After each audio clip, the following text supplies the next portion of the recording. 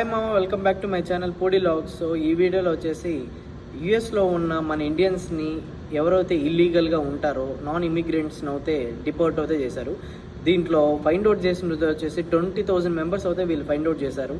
నిన్నే February 3 వచ్చేసి 205 మెంబర్స్ని అయితే డిపోర్ట్ అయితే కంప్లీట్గా చేసేసి ఇండియాకు అయితే పంపించేశారు. దీంట్లో అసలు ఈ ఎంతమంది ఎలా ఉన్నారు ఏంటి అసలు దీని గురించి కొంచెం డీటెయిల్గా ఈ వీడియోలో మనం తెలుసుకుందాం మామ. ఈ వీడియో చూసే ముందు మీరు చేయాల్సిందల్లా ఒకటే మామ, సబ్స్క్రైబ్ బటన్ బెల్ ఐకాన్ మీద కొట్టేసండి. వీడియోలోకి వెళ్ళిపోదామా. మామ, ఎవరైతే ఈ ఇల్లీగల్గా ఉన్నారో అసలు వీళ్ళు ఇంతమంది ఎలా వచ్చారో ఇవన్నిటి గురించి ఒకసారి తెలుసుకునే ముందు అసలు యూఎస్కి లీగల్గా ఎలా రావచ్చు, ఎన్ని రోజులు దాకా ఉండొచ్చు అంతా ఒకసారి నేను మీకు డీటెయిల్గా ఇంకొంచెం క్లారిటీ చెప్తాను. యూఎస్కి రావాలంటే కొన్ని మాత్రమే వీసాలు మనకి ఉన్న పాసిబిలిటీస్ ఏమంటే B1 B2 కానీ అంటే ఇది టూరిజం వీసాస్ అనమాట. ఈ టూరిస్ట్ వీసాస్ ఎప్పటిదాకా ఉంటాయి అంటే 10 years దాకా వ్యాలిడేట్ ఉంటాయి. అంటే ఈ 10 years దాకా మనం ఉండేదానికి ఉండదు. వన్స్ మనం వచ్చినా కానీ సరే ఒక 6 months దాకే మాత్రమే ఉండి మళ్ళీ మనం ఇండియాకి తిరిగి వెళ్ళిపోయి మళ్ళీ ఫ్లెక్సిబుల్గా వస్తూ ఉండొచ్చు అనమాట ఈ 10 yearsలో. ఇక్కడ ఇదో కేటగిరీ. ఇంకోటి ఏంటంటే ఎక్కువగా అంటే వీళ్ళకి ఎక్కువగా వచ్చే ఇయర్లో ఏదైనా ఉందంటే అది F1 వీసాస్ అనమాట, అంటే స్టూడెంట్ వీసాస్ అనమాట. ఈ స్టూడెంట్ వీసాస్ ఎవరైతే వస్తూ ఉంటారో వీళ్ళు వచ్చేసి 5 years అయితే ఉంటుంది. ఇది మళ్ళీ F2 మీద వచ్చేది అంటే F1కి వచ్చేసి స్టూడెంట్ మీద వచ్చేది F1 వస్తుంది. F2 వచ్చేసి అంటే ఫర్ ఎగ్జాంపుల్ హస్బెండ్ కానీ వచ్చి వైఫ్ కానీ రావాలనుకున్నా కానీ స్టూడెంట్ వీసా మీద, లేదంటే వైఫ్ కానీ వచ్చి హస్బెండ్ రావాలనుకున్నా కానీ ఇవంతా F2 కేటగిరీలోకి వస్తాయన్నమాట. ఇంకా H1B వీసాస్ కానీ ఇవంతా ఏంటంటే మనకి జాబ్ కానీ ఏదైనా స్పాన్సర్షిప్ కానీ చేసుంటే ఇవంతా H1B కోటా కింద ఇవంతా వస్తూ ఉంటాయి అనమాట. ఇవంతా మనకు ఒక ఎక్స్పైరేషన్ డేట్ ప్రతి దానికి మన వీసా అనేది సివీస్ కానీ ప్రతి ఒక్కటి బ్యాక్ ఎండ్లో మనకు ఉంటుంది అనమాట. వన్స్ మనం వచ్చిన చెక్ ఇన్ కాడి నుంచి చెక్అవుట్ అయ్యేదాకా. ఇప్పుడు ఎవరైతే ఈ 20,000 మందిని కూడా ఫైండ్ అవుట్ అయితే చేశారో వీళ్ళు వన్స్ యూఎస్కి ఎంటర్ అయిపోయి ఇంకా వీసా ఎక్స్పైర్ అయిపోయినా కానీ సరే ఇంకా వీళ్ళందరూ ఉన్నారనమాట. దీంట్లో ఎక్కువగా ఫైండ్ అవుట్ చేసింది వచ్చేసి పంజాబీస్ ఎక్కువ ఉన్నారంట. ఇప్పుడు ఫైండ్ అవుట్ చేసిన వాటిల్లో అంతా ఇంకా ఎక్కువ కూడా వాళ్ళే ఉన్నారు. ఇంకొకటి ఏంటంటే వీళ్ళల్లో ప్రాబ్లం వచ్చేసి ఎవరికంటే మామ, స్టూడెంట్ వీసాస్ అయిపోయినా కానీ సరే వాళ్ళకి స్టూడెంట్ మీద 5 years కదా ఉంటుంది. అది అయిపోయినా కానీ సరే మనకి కొంతమంది అలానే లైక్ స్టెమ్ కానీ ఏవైతే ఈ అప్రూవల్ అయినా కానీ సరే ఇంకా దాని నెక్స్ట్ ప్రాసెస్ మనకి అప్పటిదాకే కదా ఎలిజిబుల్. ఆ లోపలే మనకి H1B స్పాన్సరింగ్ అంటూ ఆ సెకండరీ అనమాట.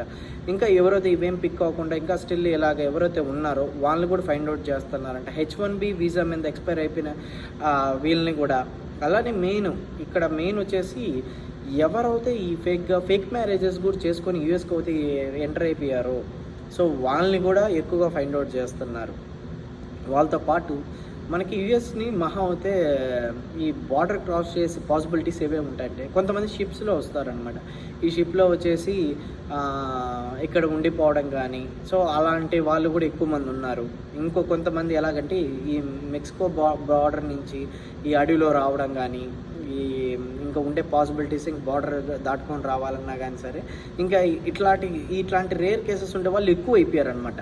ఇంకొకటి ఏంటంటే ఇక్కడ పర్టికులర్గా స్టూడెంట్స్కి సంబంధం లేదు ఇది చెప్పాలంటే, ఇది కంప్లీట్గా. బట్ ఇండియన్స్ అనేది ఇంకా మన వాళ్ళు దాన్ని స్ప్రెడ్ చేసే కొద్దీ స్టూడెంట్స్ ఎక్కువ అయిపోయారు కాబట్టి ప్రతి ఒక్క పేరెంట్స్ కూడా భయపడుతూ ఉంటారు. బట్ ఏ పేరెంట్స్ స్టూడెంట్ మీద అయితే అంత కంగారు పడాల్సిన అక్కర్లేదు.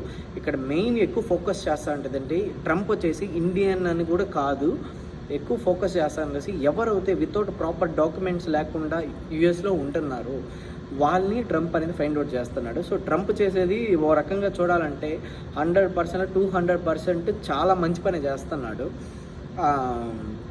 అది మనం చెప్పుకోవాలి. ఇక్కడ స్టూడెంట్స్కి ఎటువంటి సంబంధం లేదు. బట్ ఇంకోటి స్టూడెంట్స్ వన్స్ అది వీసా ఎక్స్పైర్ అయిపోయినా కానీ సరే ఇప్పుడు మన సివీస్ ఎలాగో యాక్టివ్లో ఉంటుంది కదా, ఆ సివీస్ యాక్టివ్ కానీ అయిపోయినా కానీ సరే ఇక్కడ ఉన్నట్టు ఆబ్వియస్లీ మనకి సివీస్ యాక్టివ్లో ఉన్నప్పుడు ఉండేదానికే మనం ఇక్కడ పాసిబిలిటీ ఉంటుంది. వన్స్ అది డియాక్టివేట్ అయిపోయిన తర్వాత మనం ఉండేదానికి ఛాన్సెస్ లేవు కాబట్టి అలాంటి కేసెస్ రేర్ ఉంటాయి స్టూడెంట్స్ మీద. బట్ ఇప్పుడు ఫైండ్ అవుట్ చేసిన దాంట్లో ఎక్కువ ఈ బార్డర్ ఏదైతే క్రాస్ చేస్తుంటారో వాళ్ళని కానీ, అలానే ఈ షిప్ ద్వారా ఎవరైనా వచ్చింటే వాళ్ళని, ఫేక్ మ్యారేజెస్ ఎవరైతే వచ్చింటారో వాళ్ళని, అలానే మన టూరిజం వీసా మీద 10 years మాత్రం ఉండి అలానే ఉండిపోయిన వాళ్ళు కూడా ఎంతోమంది ఉన్నారంట. ఈ గుజరాత్ కానీ గుజరాత్ కానీ ఎవరైతే ఉంటారో పంజాబీస్ కూడా ఎక్కువ అంట. ఇలాంటి కేటగిరీ ఉండేవాళ్ళు సింపుల్గా 20,000 మెంబర్స్ అయితే ఫైండ్ అవుట్ అయ్యారు. అంటే ఇంకెంతమంది ఉన్నారో కూడా తెలియదు. కాకపోతే నిన్న 205 మెంబర్స్ని అయితే డిపోర్ట్ అయితే చేసేసారు, పంపించేస్తున్నారు. ఇంకా ఇవి కాకుండా యూఎస్లో ఉన్న ఇంకా మనకి వన్స్ బ్యాన్ చేస్తారు కదా, ఈ బ్యాన్ చేస్తే ఎన్ని ఇయర్స్ చేస్తారు, అసలు లైఫ్ టైమ్గా అయితే రాకుండా ఎలాగా, వీటి గురించి కూడా చెప్తాను. ఇప్పుడు యూఎస్కి వచ్చిండే వాళ్ళు కూడా కొంతమంది ఫేక్ పాస్పోర్ట్ మీద కానీ ఫేక్ డాక్యుమెంటేషన్ మీద కూడా వచ్చిండే వాళ్ళని అయితే పర్మనెంట్గా లైఫ్ టైంకి యూఎస్ రాకుండా అయితే బ్యాన్ అయితే చేసేస్తున్నారు మామ. ఇప్పుడు డిపోర్ట్ చేసిండే వాళ్ళలో కూడా కొంతమందికి అంత లైక్ అంటే రీసెంట్గా వచ్చిండే వాళ్ళు కానీ సరే, ఎందుకంటే తెలియకుండా ఇట్లా వచ్చిండే వాళ్ళని కూడా ఫస్ట్ 5 years అయితే బ్యాన్ చేస్తారంట. దాంట్లో కూడా కేటగిరీస్ వస్తాయి. వన్స్ 5 years తర్వాత బ్యాన్ చేసినా సేమ్ మళ్ళీ అలానే ఒక 5 years తర్వాత సేమ్ అలానే రిపీట్ చేస్తే అది 10 years పోతుంది.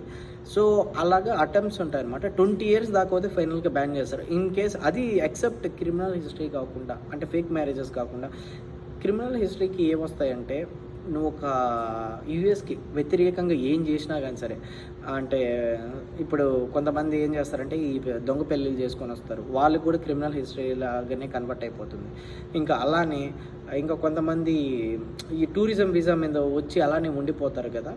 సో వీళ్ళు ఏంటంటే ప్రాపర్ డాక్యుమెంటేషన్ లేకపోయినా కానీ వీళ్ళని కానీ ఇట్లాంటి కేటగిరీలో ఉన్నాయి. ఇప్పుడు యూఎస్ నుంచి షిప్లో వచ్చిండే వాళ్ళ సంగతి కూడా చెప్పాను కదా, వాళ్ళు కూడా ప్రాపర్ డాక్యుమెంటేషన్ అంతా ఏమి ఉండదు అనమాట. అంటే వాళ్ళకి చూపించుకునే దానికి అందుకే వాళ్ళ దగ్గర డిఎల్ కూడా ఉండదు అనమాట. ఇప్పుడు ఏం జరుగుతుందంటే యూఎస్లో ఈ న్యూ జెర్సీలో చూస్తున్నాము, కొన్ని కాలిఫోర్నియా కానీ ఇక్కడ అక్కడక్కడ ఏం చేస్తారంటే కాప్స్ కార్లో వెళ్ళుండే వాళ్ళని కూడా ఆపుతున్నారు అనమాట.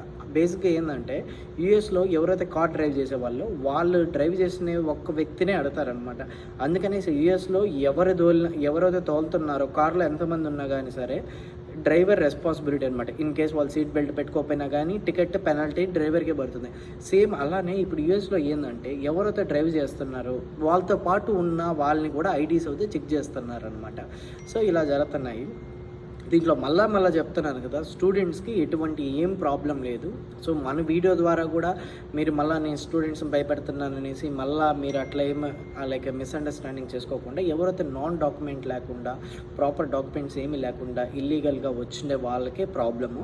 సో స్టూడెంట్స్ హ్యాపీగా ఉండొచ్చు. ఎప్పటిదాకా అంటే మీరు అంత లీగల్గా ఉండేదాకా. ఎప్పుడైతే ఈ పార్ట్ టైమ్స్ గురించి కూడా నేను ఒక వీడియోలో చెప్పినాను, మీరు కాలేజ్లో కూడా లీగల్గానే మీకు కాలేజ్లో వచ్చేటి మనకి లీగల్గానే చేసుకోవచ్చు. అందుకనేసి దానికి ఎస్ఎస్ఎన్ కూడా ఇస్తారు మీరు. కాబట్టి ఎవరైతే నాన్ లీగల్గా బయట చేసిండే వాళ్ళకి ప్రాబ్లం అవుతుంది. అది ఆల్రెడీ కూడా మన వీడియోస్లో కూడా చెప్పున్నాం మామ.